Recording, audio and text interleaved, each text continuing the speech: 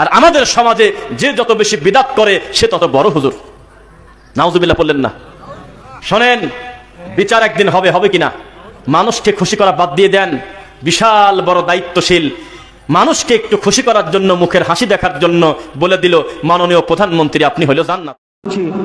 মহান মুক্তিযুদ্ধের সকল শহীদান এবং সম্ভ্রমহারা মা বোনদের, মাননীয় প্রধানমন্ত্রী আপনি একজন জান্নাতি মানুষ। এভাবে কেউ ভেঙে বলেছে কিনা আমি জানি না।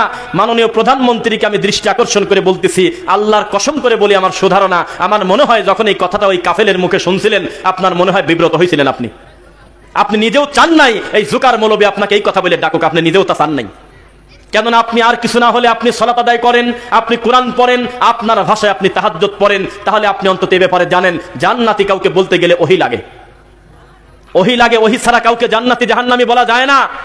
তাহলে এই পাগল হুজুর যখন আপনাকে জান্নাতি বলছে, আমরা বিশ্বাস করি আপনি ভিতরে ভিতরে আপনার রাগ হয়েছে, খুব একটা খুশি আপনি হন নাই। আপনি বুঝে গেছেন যে একটা সামান্য একটু তেল মারার চেষ্টা করতেছে, অথচ এই অসভ্য বসে আছে বাংলাদেশের সবচাইতে গুরুত্বপূর্ণ একটা বিশাল বড় দায়িত্বে। এটা আমাদের জন্য কষ্টের। অথচ তাদের হুজুররাই বলে আমরা নাকি সরকারের দালাল। বাংলাদেশে তিনটা গ্রুপ হলো ধর্মীয় ভাবে সবচেয়ে বেশি আগায়ে। এক, সুন্নি, সুন্নি চেনেন না? ডায়াবেটিস পাগল করে চেনেন না? দুই, কওমি দেওবন্দি। তিন, আহলুল হাদিস। সুন্নির ভিতরে কারা? আটরশি, ফুরফুরা, মাঝবান্ডার, খেতা মেতা, ল্যাংটা ম্যাংটা সবই কয় সুন্নি আমরা। কওমি দেওবন্দি কারা? সাপের গল্প, ব্যাঙের গল্প, ভাল্লুকের গল্প, কুত্তার গল্প, বেগুনের গল্প, যা কিচ্ছা কাহিনী নোংরা ফায়সা কথা বলে, জেনরা দাওয়াত দিলে জালসায় চলে যায়, এই সব কথা যারা বলে তারা হলো দেওবন্দি।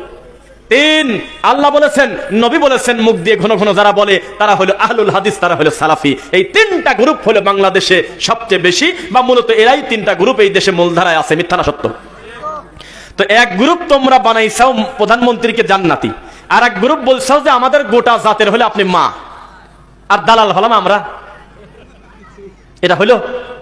আজ পর্যন্ত কোন আহলুল হাদিস তার ডান পাশে একটা মন্ত্রী, বাম পাশে একজন এমপি থাকার কারণে উনি পাম দিতে যায় বলছে আপনাদের দুইজনের চেহারার দিক তাকালি সগীরা গুনাহ মাপ, এই কথাও কোনদিন বলে নাই। জিন্দেগিতে মানুষকে খুশি করতে গিয়ে কোনো দিন একটা কুকথা তারা বলে নাই যেটা আল্লাহ এবং তার রাসূলের বিরুদ্ধে যায়। বলেছে কখনো?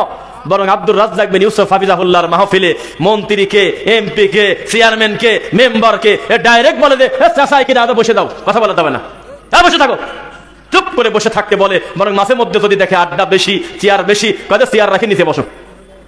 কে এমপি কে মন্ত্রী ওটা মাথায় নিয়ে তিনি কথা বলেন না। এটাই হলো সালাফি মানহাজের দাওয়াত। এরপরেও তুমি কোন আক্কেলে বলতে পারো আমরা সরকারের দালাল? এই জাতিটাই হলো নেগেটিভ, এ কথাই সত্য। বোঝা যাচ্ছে? মেট্রো রেলের উপরে উঠে যদি আপনি বলেন আলহামদুলিল্লাহ, এই কথাটা বলে যদি ফেসবুকে দেন, তাহলে আপনি হলো সবচেয়ে খারাপ মানুষ। এই কমেন্টে লিখবে বুঝেছি তুমি সরকারের দালাল। আমরা হলো তারা যারা মানুষের ক্রয় ক্ষমতার ঊর্ধ্বে অতিরিক্ত দাম দিয়ে বাজার করতে হচ্ছে, এটা দেখে আমরা বলি এটা মানুষের খুব কষ্ট হচ্ছে। আসলে এটা মানুষের প্রতি জুলুম হচ্ছে। বাজার সদাই অন্যান্য জিনিস একটু সহনীয় পর্যায়ে থাকা উচিত, এটা আমরা বলি। দুই, পদ্মা সেতুতে যখন উঠি তখন আমরা বলি আলহামদুলিল্লাহ, দরকার ছিল, আল্লাহ একভাবে করেছে, আলহামদুলিল্লাহ। আমরা হলো তারা। আমরা মেট্রো রেলে উঠে বলি আলহামদুলিল্লাহ, এলিভেটেড এক্সপ্রেসওয়েতে উঠে বলি আলহামদুলিল্লাহ, আর পাপের কাছে গিয়ে বলি এটা অবশ্যই অন্যায়, এটা অবশ্যই পাপ, এটা পরিত্যাগ করা উচিত। এর নাম হলো সালাফি মানহাজ। আমরা তারা না যে কারণ ছাড়াই একটা লোকের বিরুদ্ধে বিদ্রোহ করে, রাস্তা অবরোধ করে, কান্নাকাটি করে নিরীহ মানুষের ক্ষতি করব। আমরা তারা নয়।